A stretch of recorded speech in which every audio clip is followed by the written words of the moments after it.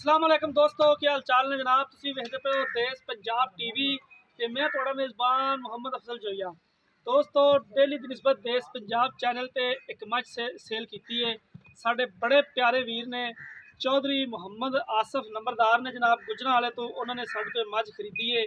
Online payment लवाती सी। मेरा cameraman मझ दिखांदा है।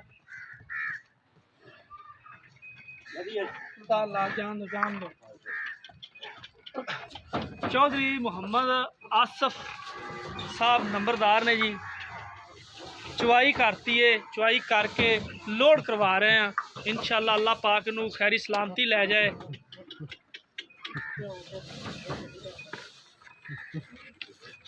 पैसे उन्होंने ऑनलाइन लवाते सन।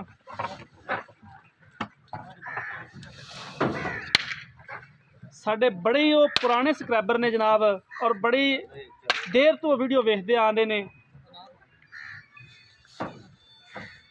बड़े प्यारे वीर ने, बड़े पुराने सबसक्राइबर ने जनाब साढ़े चौधरी मुहम्मद आसफ साहब। अल्लाह पाक उन्होंने मझ नसीब करे। चुआ के लोड करवा रहे हैं। रात मझ की वीडियो अपलोड की थी, रात ही सौदा हो गया सी उन्हां नाल। हुण जिहड़ी कि मझ लोड हो रही है।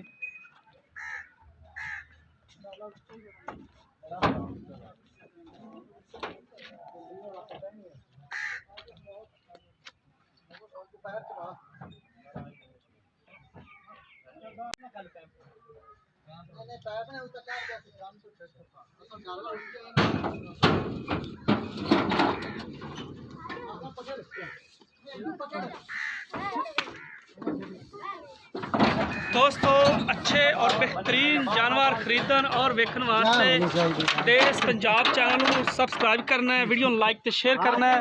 असी उम्मीद करांगे वीडियो पसंद आई होगी। अगर पसंद आए लाइक तो शेयर लाजमी कर देना। जिंदगी तो मिलेंगे एक नई वीडियो के नाल। अपने मेज़बान अफजल जोइया दी इजाज़त। अल्लाह।